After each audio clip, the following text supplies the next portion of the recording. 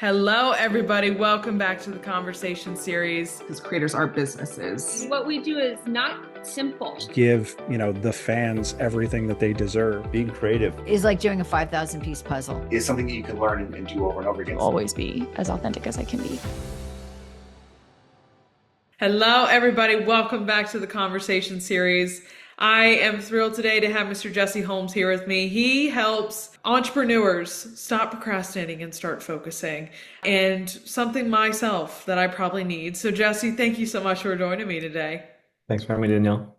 I want to hop right in. Why go and focus your business around this very particular thing? What kind of jumped you into this area? Yeah, that's a great question. So first of all, a lot of people have the misconception that procrastination is like a laziness issue or a time management issue or something like that. But that has absolutely nothing to do with it. Actually, Harvard studies show that it has everything to do with like nervous system regulation, emotional factors like performance anxiety or perfectionism, high expectations, fear of failure, self-doubt, not knowing where to start, things like that. Um, and I've been an entrepreneur since I was 16 years old, and I've gone through the ups and downs of procrastination and action. But specifically for myself, I went through this really difficult time with generalized anxiety disorder where I could hardly do anything. Like taking out the trash was like an impossible task for me. And so digging myself out of that hole, I learned a lot about how to be more productive, how to feel better. And when I felt better, I did better. And all of the things that helped me kind of get through anxiety was really helpful in me just getting more stuff done.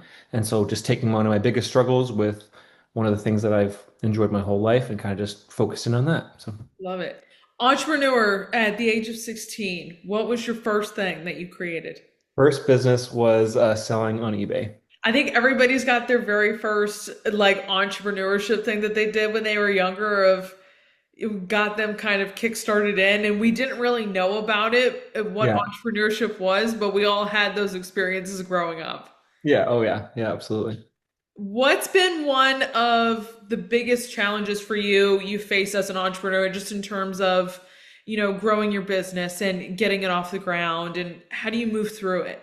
Honestly, the biggest thing is a lot of what I talk about with procrastination stuff is kind of getting over your own brain Yeah. and like doing stuff even when it's hard or even when you don't feel like doing it, or how do I keep pushing when I don't see results, like all the unknown and the fear that comes on as a part of like being responsible for your own income. Like when we clock in and clock out, if we have someone else to report to, we get a paycheck, that's that. But when it comes to entrepreneurship, it's the sky's the limit, but with that opportunity becomes distractions and comes, fear of looking like a fool in front of friends and family, or, is this going to work? And all of that mindset stuff is really probably, I would say, the hardest part about entrepreneurship.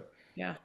I don't know about anybody else, but I constantly am sitting here and I'm like, okay, I've got my to-do list of things that I need to get done. And I'm like, let me just scroll on TikTok and 5 minutes that I have free. Yeah, absolutely. What's a strategy or mindset shift that's been the most impactful in your success? There's this one three-part thing that I teach everyone. It's also, I have it summarized in what I call my procrastination to profit planner. It is how I take that task, that thing that's sitting on my to-do list, and actually make sure I'm crossing it off every single day. Because a lot of us, myself included, like our to-do list was like a wish list. Like if I got this done today, oh, that'd be so great. That feels so great. But with myself now, the mindset shift I had to take is okay, instead of having that wish list, what's like the one simple, smallest task that if I got done today, I'd be like proud that I felt like I was a little bit productive. And taking that task and making sure I repeat it on a daily basis instead of trying to carve out a huge chunk of time and focus on all kind of stuff today. How can I say, okay, how can I make sure I repeat this task if it's an important one day in and day out so I actually consistently grow, not with just like when I feel motivated to do things, but how can I actually like stay consistent?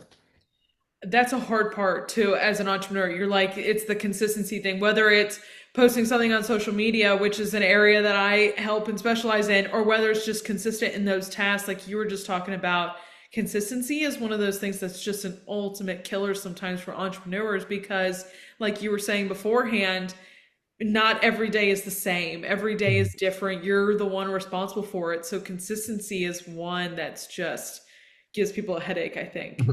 Absolutely. And a lot of times we will do things when we feel like it, right? Like, Yeah. I get the motivation now, so I'll push really, really, really hard for a couple of hours and then I got to take a couple days to recover. But that's really messing with my consistency because I'm kind of fluctuating based on how I feel compared to I think it's a lot better to just whether I feel like it or not, Yeah. have that one task that I can do day in and day out, no matter if it's, New Year's Eve or the middle of the week or whatever. I program my body like, no, I do this because I'm consistent and this is something I do day in and day out. Yeah.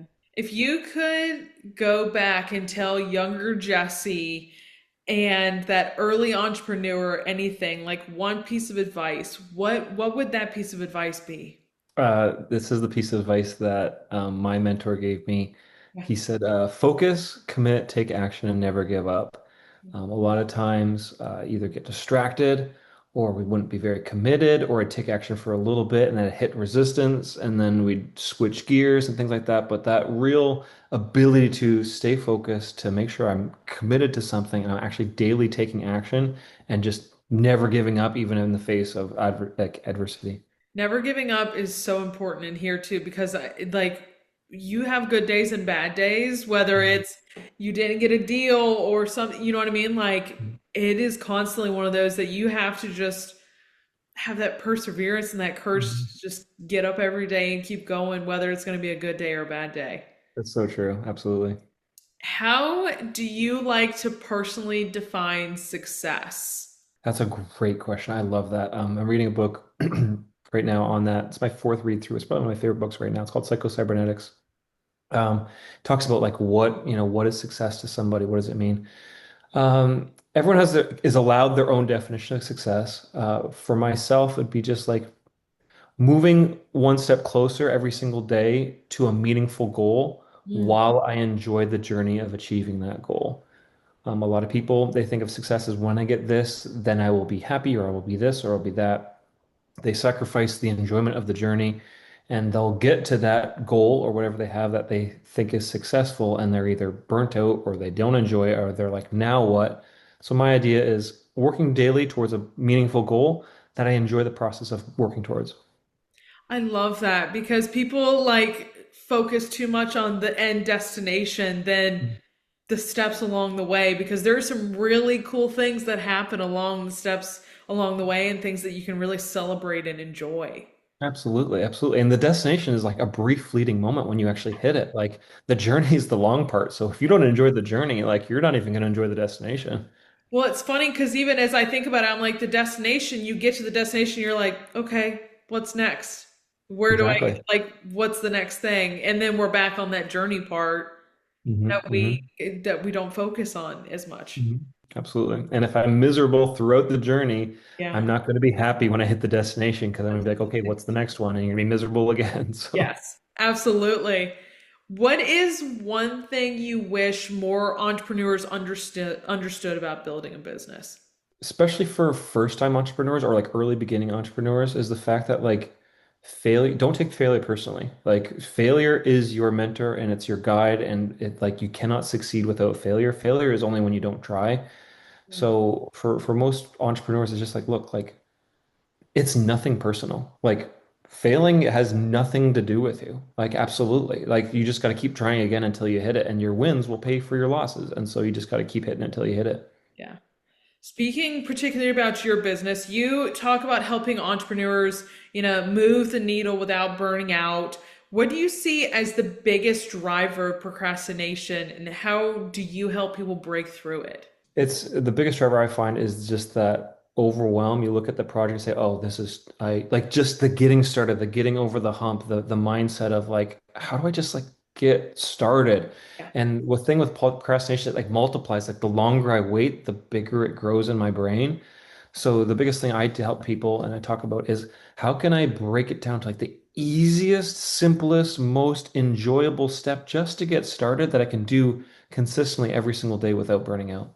What is the biggest misconception that not even entrepreneurs, but other people who have never been in the entrepreneurship space, have never been in a seat like this, what is the biggest misconception that people have about being an entrepreneur? Well, that it's going to be like easier. Like there's so you're trading off, right? Like you trade off the freedom, like to be your own boss and to drive your own ship. So you trade off like the freedom, but for more responsibility, right? Like, yeah, like so you have to be willing to like be the captain of your ship. Like you have to own the failures and the successes. And that's what a lot of people think, like, oh, you're your own boss, you get to do whatever you want. It's like, yes, and with that privilege becomes all of the responsibility that comes along with it. I love oh, you get to create your own schedule. I'm like, yeah, but you also don't realize that some of us are like, creating your own schedule means that we're working More. 14-hour days, we're working Yeah. weekends, we're working certain things. It's not as glamorous as that might seem to everybody else. It's the privilege of being able to be the captain on your ship, but like I said, you own all the negative of it too. And a lot of entrepreneurs trade the 9 to 5 to like a 24 hour where you can work whenever you want schedule. So a lot of people don't really understand that, but it's important to work through that and to push through it and to realize, and then you eventually can refine it down to make it work to your own schedule when you hit like certain milestones and success. But at the beginning, it's not always butterflies and rainbows. So. Has there been one book that you would recommend everyone to go check out that's made an impact on you or that has inspired you along your journey as an entrepreneur? Yeah, absolutely. The one I'm currently multiply reading through is called Psycho-Cybernetics. It's just like how the brain achieves a goal. Okay. And it's really, really helpful. It's also really about like calming the nervous system and like like a lot of the principles that I teach and I work with is a lot of it is based on that book. There are a couple pages in that book that I read every single day just to reprogram my mind. It's really good stuff. Interesting. Okay. Yeah, What check it out. is coming up? What is inspiring you right now? Like, what do you have that's most exciting you about your business here in the next few months, Yeah. 2026, looking forward? Yeah, absolutely. I have this thing called easy, enjoyable every day. Like one task that comes easy naturally to me, that's something I enjoy, that I can do every single day without burning out. And for me, it's actually being a guest on a podcast. And so for the last 3 or 4 weeks, every single day I've been a guest on a podcast, sometimes 2 or 3 podcasts a day. And so I'm really excited about like the amplifying effect that that will have because my podcasts are coming out as I'm booking new ones and stuff like that. So within the next 6 months, I'm going to have a lot of content out there. So I'm really I'm really looking forward to it. I love these settings. These are settings that are really cool for me because I feel like I always tell everybody, I'm like, I might be having a really bad day and I'm dragging my feet. And some days where I'm just like, I don't know if I can give the same energy back to my guests as I would like. Mhm. I do, and I go in there and I come out feeling so inspired and so energized in so many different ways that it just kind of refuels you. You're like, all right, let's go tackle some more stuff, or Yeah. what can we go create? And they're just fun places to be and hear everybody's different perspectives. Yeah, I love it. I've really, really been enjoying all the podcasts I've been on. I don't think I've been on one where I've like hated yet so far. So Love it. Love it. There's so many out there these days too that it's so great to be able to connect with everybody. And like I said, the perspective wise is just the biggest thing for me and Mhm. getting to learn from everybody. Yeah, it's the best. Jesse, I can't thank you enough for sitting down with me today and letting me pick your brain. I so appreciate it. And I can't wait to continue to see what you do. Thanks so much, Danielle. Yeah, you guys, I'm going to have all of Jesse's socials down below. Please go give him a follow. Go grab his guides. Go grab everything he's got. But as always, I will see you guys back here next time. Bye, Thanks y'all. so much.